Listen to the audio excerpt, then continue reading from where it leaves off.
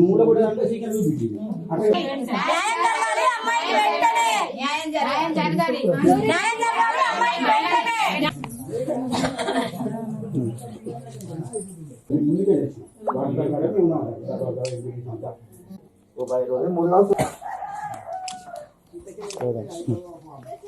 ఏమైందంటే ఓ మా దాంట్లో ఒక పెద్ద మనిషి అన్నాడు ఇక్కడ కొట్టకు, ఏదైనా ఉంటే ఇంట్లో కొట్టుకో. అది ఇట్లా ఏంటంటే మేము మళ్ళీ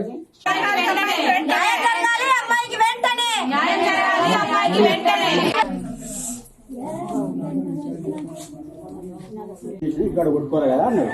అనుతోడు ఏమంటే ఏమి లాస్ట్ గా ఇచ్చి చెప్తాడు ఇరవైనా సరే వచ్చినా చెప్తాను కదా, ఇట్లా పోయినా అట్లా ఇట్లా పోయినా అట్లా పోయినా ఒకటే.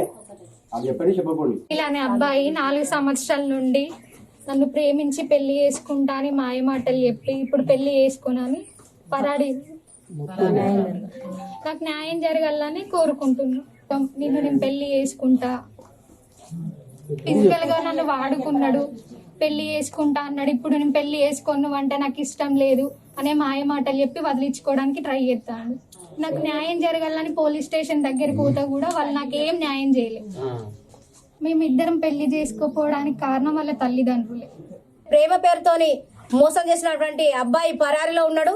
మరి అమ్మాయిని మోసం చేసిండు కాబట్టి ఒకే కులానికి చెందినా కూడా అమ్మాయిని 4 సంవత్సరాల ప్రేమ పేరుతోని మోసం చేసి పరారిలో ఉన్నటువంటి అబ్బాయి ఖచ్చితంగా ఈ ప్రభుత్వం కావచ్చు, మరి పోలీసు డిపార్ట్మెంట్ కావచ్చు, అందరూ కట్టుకలిసి అబ్బాయి ఎక్కడున్నా కూడా తీసుకొచ్చి అమ్మాయికి పెళ్లి చేయాలని చెప్పేసి ఈ రోజు కుల సంఘాలు అన్ని మద్దతు తెలుపుతున్నాయి. అమ్మాయికి ఖచ్చితంగా న్యాయం జరగాలి. ఇలాంటి ఇంకోసారి జరగద్దు. ఇలాంటి వాళ్ళను ఎవరు కూడా ఈ చట్టాలు అనేటివి వాళ్ళకి అసలే ఇది కావద్దని చెప్పేసి మేము మహిళా సంఘాల నుండి అందరం మేము డిమాండ్ చేస్తున్నాం. అమ్మాయికి న్యాయం జరిగేదాకా మా పోరాటం ఆగేది లేదు. ఎన్ని రోజులైనా అబ్బాయి అమ్మాయిని పెళ్లి చేసుకునేదాకా ఈ ప్రేమ పేరుతోని ఈ అత్యాచారాలు, మర్డర్లు, మానభంగాలు ఈ తెలంగాణ రాష్ట్రం ఏ మూలన చూసినా యావత్ భారతదేశం మొత్తం మీద ప్రేమ పేరుతోని అమ్మాయిలను ఇంత టార్చర్ పెట్టడము, బాధ పెట్టడము, చంపడము ఇవన్నీ జరుగుతున్నాయి. ఇవి ఒకటే కాదు, ఎన్నో సంఘటనలు జరుగుతున్నాయి. కాబట్టి మరి పూర్తి మద్దతు అమ్మాయికి ఉంటుంది. అమ్మాయికి న్యాయం జరగాలని చెప్పేసి మేము డిమాండ్ చేస్తున్నాం.